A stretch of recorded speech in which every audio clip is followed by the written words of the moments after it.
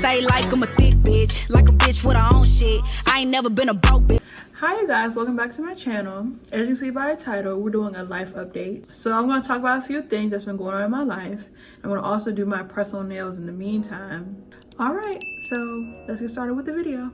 Okay, so the nails that I am doing are by Kiss. Let's see, they are fashion design nails. So they're little cheetah print nails. This is my first time actually doing any type of press-ons. I haven't gotten acrylics done in about a year, and I want to see how this goes. First time doing it. I got this this Kiss Mega Hold pink nail glue. I'm gonna assume it's some good nail glue. Hopefully it is. If it doesn't last long, I'm fine. It doesn't bother me. It's my first time doing it. I just want to see what it's like putting these things on. Let's see. Right now I'm just fitting. I'm gonna buff my nails out. So the first thing I want to talk about, I lost my job. Oh my God. I signed an NDA or whatever. They make us sign multiple NDAs throughout my time working there. So I can't say the name of where I was employed at. But I lost my job. I was laid off. Okay. I've been working at a job for like 2.5 years, since October of 2020. I found out I was losing my job the beginning of May. My last day was May 26th. This is how it went. So it was a Friday. Typically on Fridays I have a team meeting, okay, my regular team meeting. So I'm thinking, okay, we get an email saying be ready for this meeting at 1 o'clock. So I'm thinking, okay, we'll just have a little team meeting going on. So I text in the little group chat that we have, it's 1 o'clock now. So I don't, typically my supervisor, she sends an email out with the link to the Teams meeting for the regular weekly meetings that we have. So basically, I don't get that email.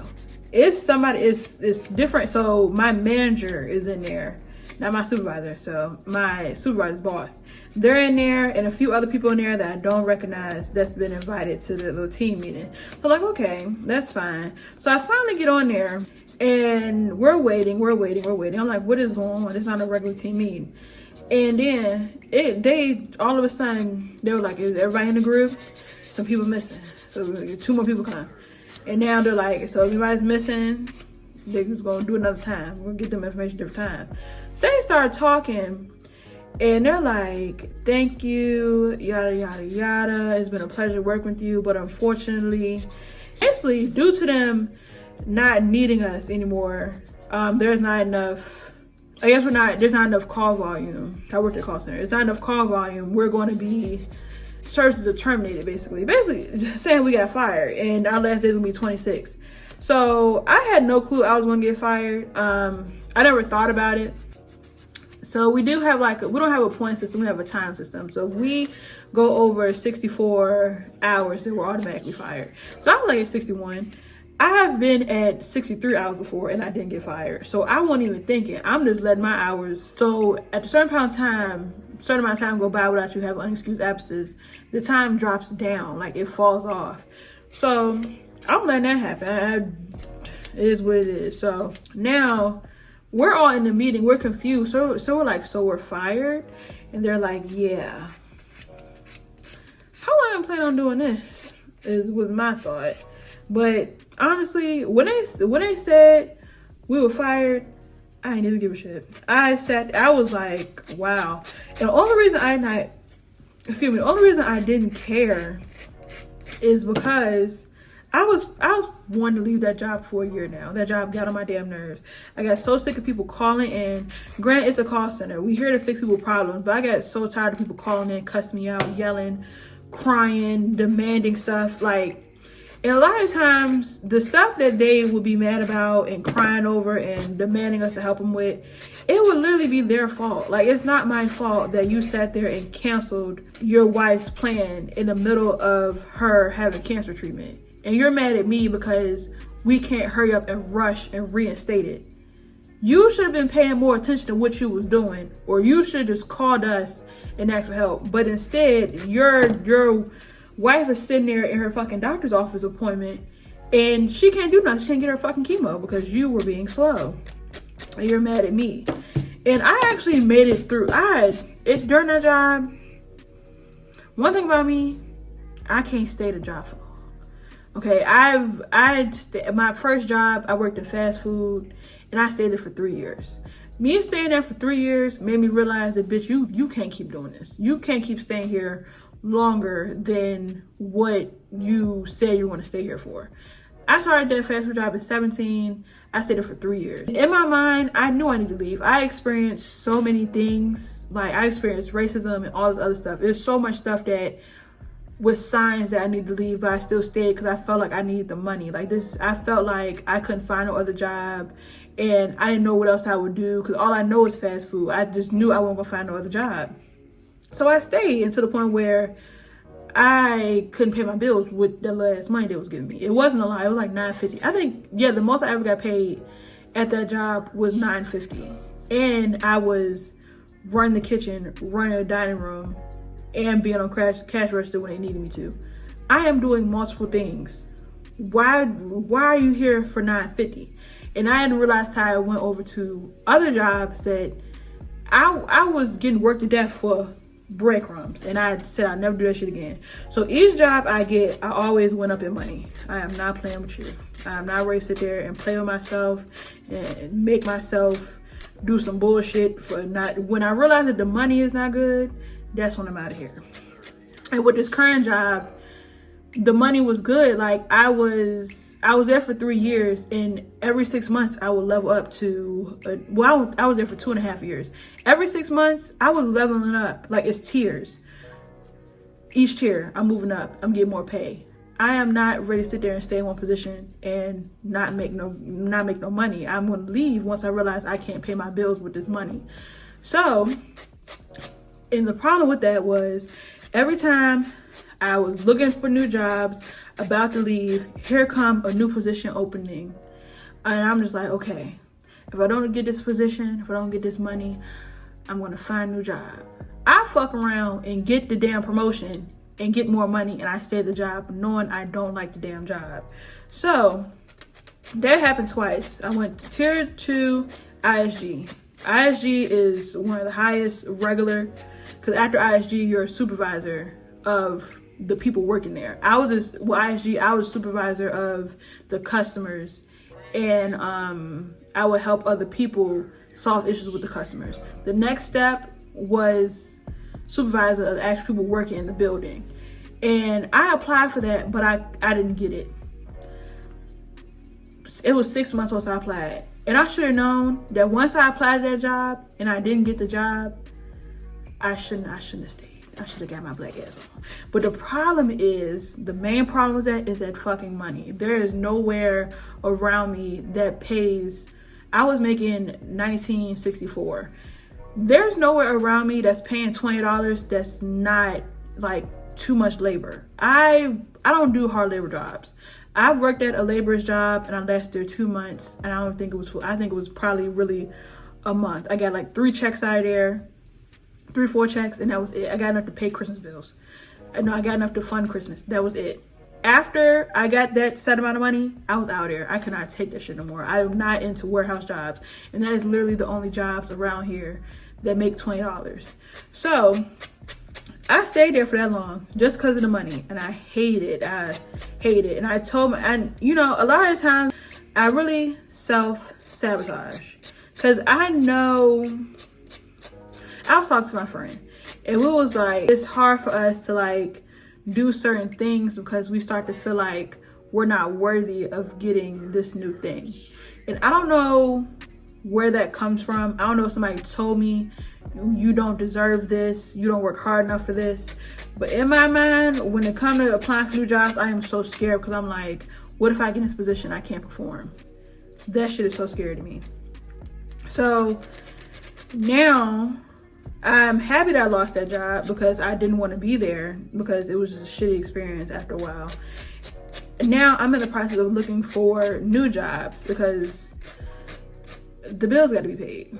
I'm sorry. I got a severance package, but they cut that bitch in half. I thought I was the tax money is annoying as hell. I thought I was getting probably like, I knew it was gonna be taxed. I was gonna get 2,000 something. I got 1,700. I did not want that. That fucked me up. So once I realized how much money I got paid, I was waiting for that money because I wasn't working. I was working. I work a part-time job for retail and I get paid $12. That's not enough money to pay my bills. That's just some money for me to get some food, and it was barely that. Barely enough. So once I got that and I started looking, so boom, I won't make enough money. More the story is I won't make enough money at the current job I'm working at now, this retail. And on top of that, the 1964 wasn't still enough money for me because I had to get a fucking second job to pay more bills so I can have enough money to pay a little bit of bills and have a little bit left over. Eating my motherfucking checks up. So basically now I'm applying for other jobs, which I applied for T-Mobile, State Farm, 2 different positions, State Farm, and a sales company. I applied for another job. It's getting to the point where I don't know what the fuck I'm applying for anymore. They're reaching out and I don't know. I applied for loyalty, which is to be a fucking car salesman. So I applied for all these jobs. I don't know what I'm applying for. They're just saying I'm getting interviews. So T-Mobile interview, I'm sorry. I had an interview for State Farm. I had to record a video for the interview answering the questions, and I was so frustrated during that fucking video. I was at work. I asked my friend for help with the questions. Once, because I'm not used to interview questions. I haven't had an interview in years. And then I didn't even have an interview for the call center job I was working at. All I had to do was pass the assessment, and that was the interview. I haven't done an interview in like 4 years. I don't know how to answer some interview questions. So I showed my friend, she's gonna help me, but then I sat there in the car, I calmed down, I looked at them, and I answered the questions. I wrote them down on a piece of paper, had the questions down to a T, answers down to a T, I had it. I sit down I had to go buy a shirt because I don't have any business clothes anymore. When you work from home for 3 years, 2.5 years, you don't wear shit. It is what it is. I wear t-shirts, I wear sports bras, I wear house clothes, if that. So I don't have any dress clothes anymore. So I had to go buy a shirt for the fucking interview. I wanted a discount in my current job working for retail. The rules that we have there, I couldn't even get the fucking shirt. I was so pissed. I was waiting for it all day. Couldn't get the shirt. So I had to go to another store to get the shirt. I didn't want to spend $17 on a shirt when I could have spent $10. I know it's cheap. Either one, both of them are cheap. But if I could have saved $7, I would have saved $7. So I went to the thing, I got a $17 shirt just to cover the top half for the video. I finally sit down to record the video. I can't get my fucking words straight. The words are literally written down in front of me. But I'm so nervous that I couldn't say the words. And then I'm second guessing myself saying these questions aren't answered properly. So I'm trying to process what I wrote down and second guessing, trying to change the words that I wrote down in my head and make it seem better for the interview. Then I recorded twice. The first time I recorded, I just hated the whole thing. So I calmed down. I came back in this area and re-recorded the video. I was okay with it. It was good as we was gonna get. I go to send a video. I don't know what the fucking video sent. Because I tried to send through email. The file was too big for the email. So I sent it through iMessage and it wouldn't send. So I said, fuck it, I'm gonna send it through text message. I have no idea if that video sent. It has been a week. I have no response. I really doubt that fucking State Farm video went. So I'm gonna chalk that up. Fuck it. So a week later, I got an email. It is what it is. And I still don't know if it's because they didn't get the video or if they just said no.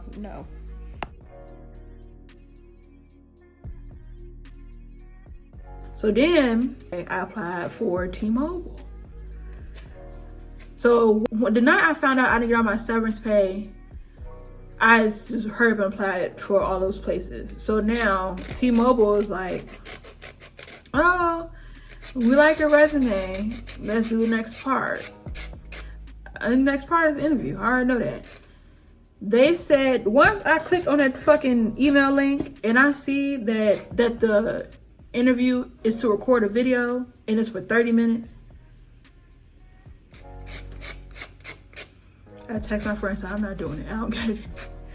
I don't have it in me to record another fucking video. I'd rather sit in person. I am okay with sitting in front of somebody and fucking up, because this is mainly what I'm scared of, fucking up, saying the wrong stuff.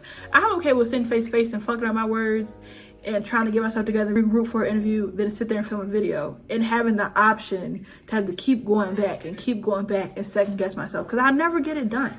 I never get it done. That first video took me 2 hours. I am not doing it no more.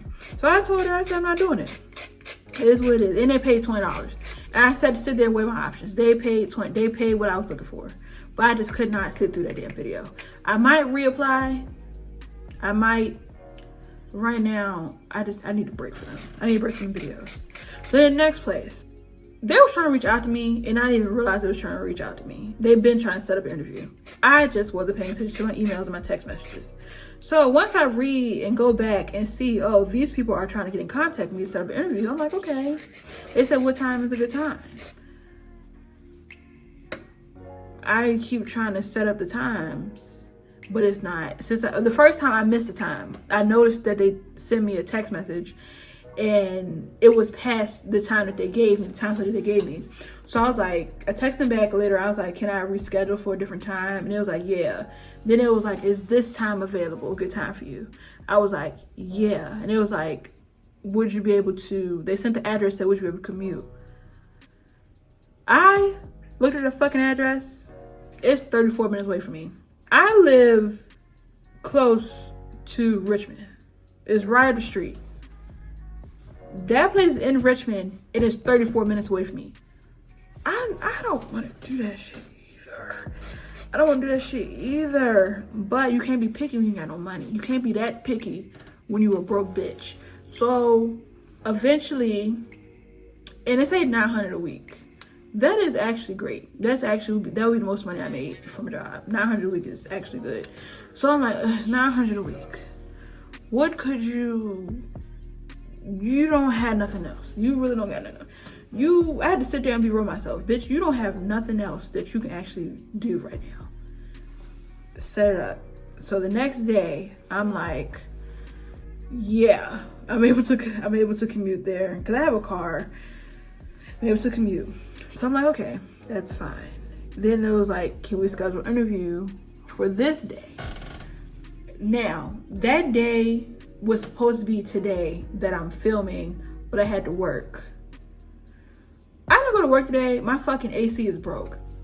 That's another story. After I finish this, that's something else. So I'm like, I can't do it can I do it on Thursday? So what I come to understand, you don't give explanations for why you can't do something. You just skip past that and do something else. So they said, can we do Wednesday at 10:30? I said, can we do Thursday at 10:30? Don't give no explanation why you can't do something. That's none of their business. Their business is getting to you, getting in contact with you, and setting up this. They don't need to know nothing else. So I just skip. We can do it on this day. And they say, yeah. So I decided I really wasn't going to travel for 34 minutes to get to a job every day. So I never went. I just didn't answer the phone. Now, let's reverse back to what the fuck I just said. My AC has been out since the fucking weekend. It is Wednesday. My AC been broke since fucking Sunday. You know what? Honestly, it was broke before then. It was broke a week before that. My AC, it was hot as fuck. Went to sleep in the middle of the night, just got hot as fuck out of nowhere. I'm like, what is wrong? I walk out here, my AC is on 74 degrees. It's been 74 degrees all day. And I just wasn't paying attention. Maybe it wasn't all day, but I noticed at nighttime that it was 74 degrees. And it's too fucking hot for this house. It may be cool to y'all. It's hot as hell to me. I'm big. So I noticed that. So at first, for like a couple months, it said battery was low. So I'm like, it's my fault. I should have been told these people that my battery was low. But I don't do well in the heat. So I went to my 7-Eleven at 1 o'clock in the morning, got some batteries, and put that in the damn machine. The AC thing. That didn't work. It didn't work. It didn't work. It didn't work. We trying it. Oh, think about it. It didn't work. So I'm like, oh, okay. Eventually, something happened. I pressed the button and it ran for like four minutes. If it's 74 degrees in here, I need to be at least 68 minimum. Really 65. That 4 minutes of air didn't do shit. That's what it did. That's it. Them 2 blows. So I'm like, oh my God, I cannot deal with this shit. So I woke up the next morning and I got dressed. It's 11. I walked to the rental office. I don't live in the projects, but I might as well have. Because my rental office never answers the fucking phone and they're never there. So I walk down there and I go and I get the emergency. We don't have hours of operation posted on your door. I walk over there and I get the emergency number. The emergency number does not work. Our apartment complex's phone, the voicemail box is full. The number for the emergency, they're closed. I don't know how the fuck that's possible. If an emergency maintenance number, how is that closed for emergency maintenance? That's none of my business. So I get here and I call the number don't fucking work. So I'm like, okay, I just can't take the heat. I've never been able to take heat. I can't take it. So I finally get there. I called the number and I realized it didn't work. I called back to my actual rental office and she's like, hey, Ms. Byers, I seen you when I was pulling up. What's going on? So you knew it was a problem. So I tell her my AC doesn't work. I put batteries in there. It's not working. It's hot. I need maintenance to come down and fix it. She goes to ask me, is your pan full on your AC unit?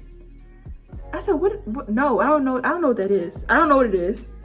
So it's like, oh, okay, it's fine. I'm going to send somebody down there. I'm going to send the maintenance over there, let him pick up the trash or whatever. He'll be up there right away. That's fine with me. The man get here 1:30, 2 o'clock. He go in there. He open that thing. He look around, touch something. I turn my head. He walking out the door. He was literally in there for 5 seconds. I'm like, it's fixed? Tell him, yeah. So I'm like, how do I know if it worked? I asked him, how do I know if it worked? He sit there and say, it's going to work. What temperature you want to set it? I said 68, because I don't want them to know I be putting my temperature on 65, because that's really insane. But I just like it brick cold in here. So I said 68. The bitch click on. Okay, my air fixed. I ain't got nothing to claim about. You took 5 seconds. I still think something wrong, but this air working. I don't care. I ain't going anyway. No more questions. Go on about your day. Have a nice day. Boom. Here we are. Fast forward to Sunday night this week.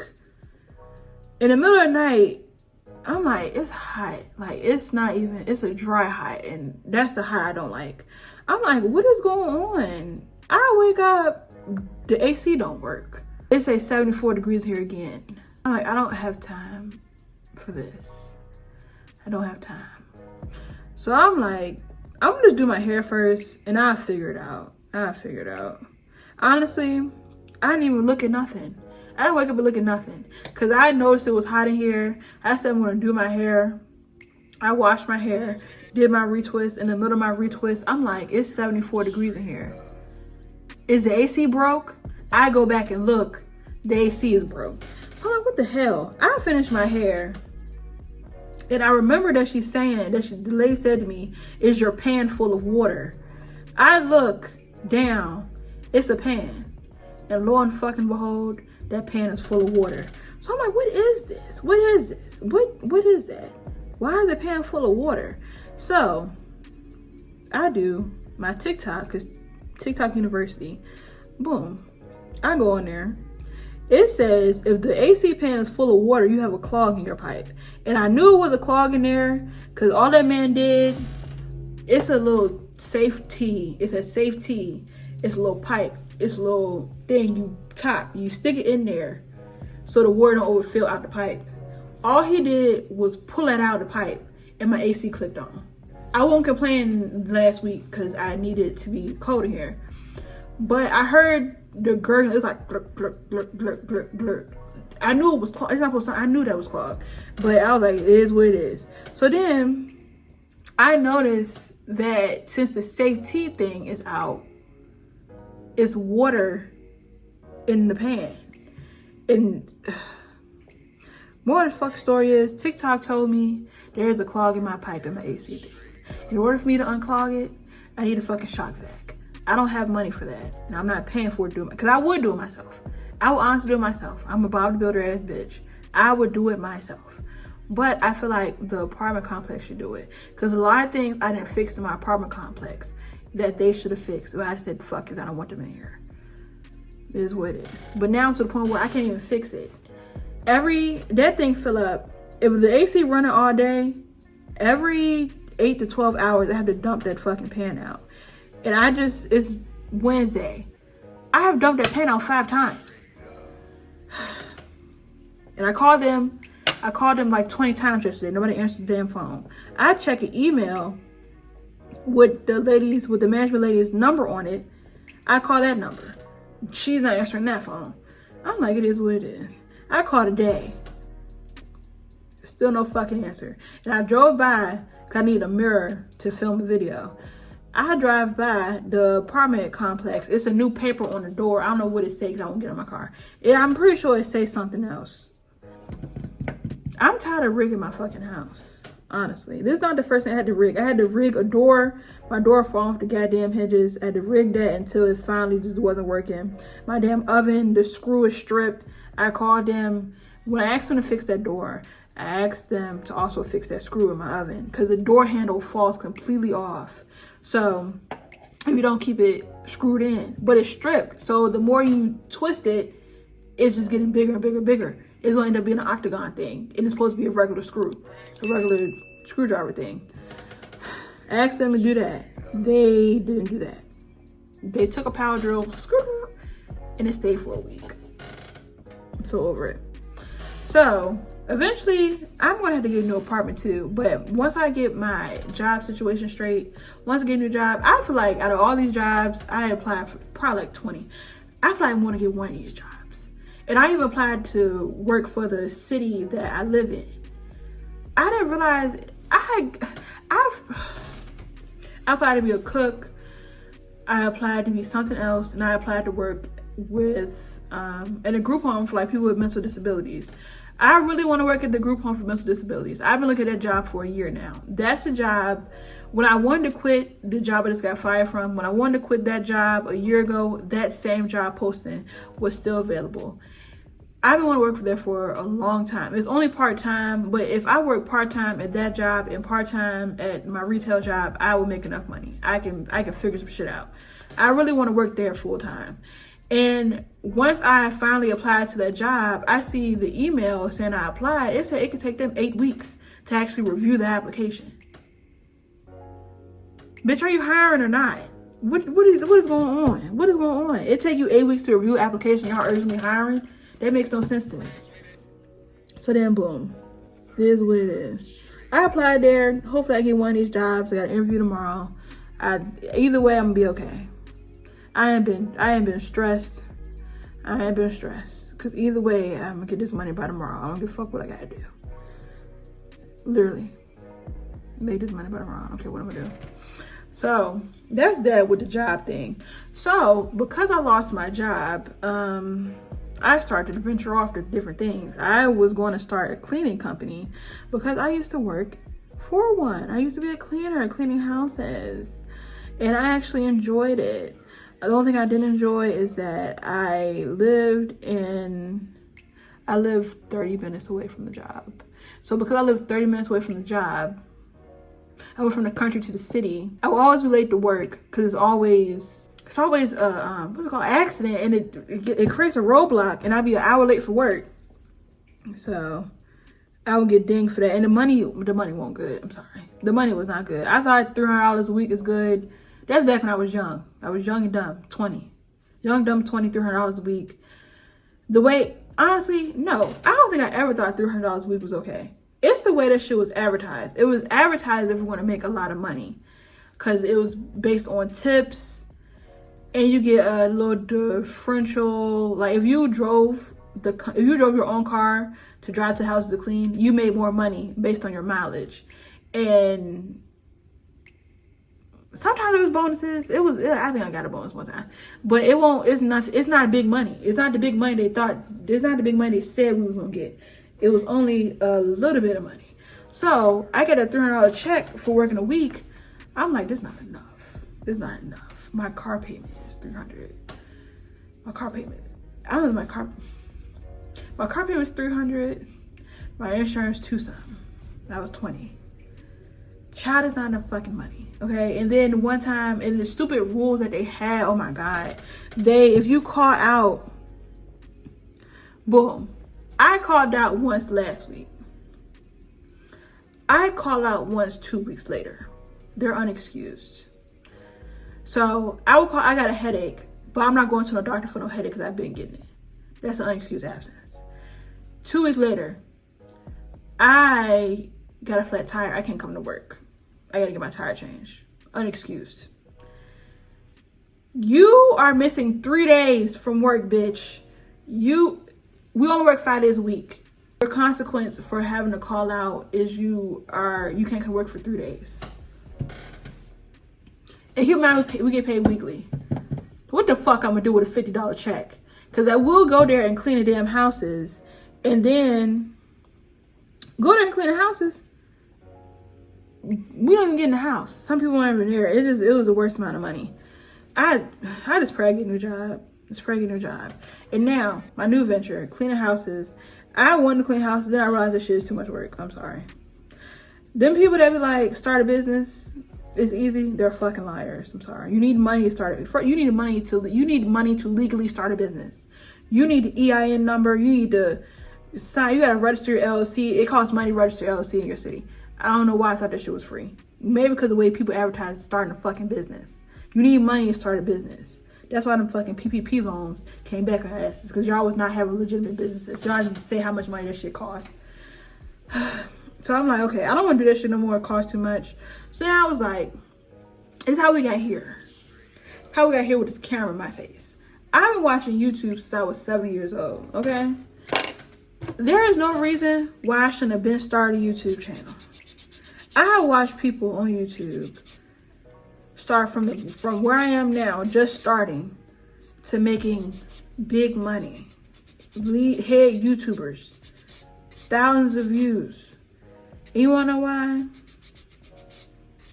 Know why what? You wanna know why I didn't start a YouTube video? I was scared. I'm still scared. Even right now, recording this damn video, I am still fucking scared. But what are you scared of? Literally, what the fuck are you scared of? Can't nobody see you. Can't nobody see you do this. Can't nobody see you. So now, here we are.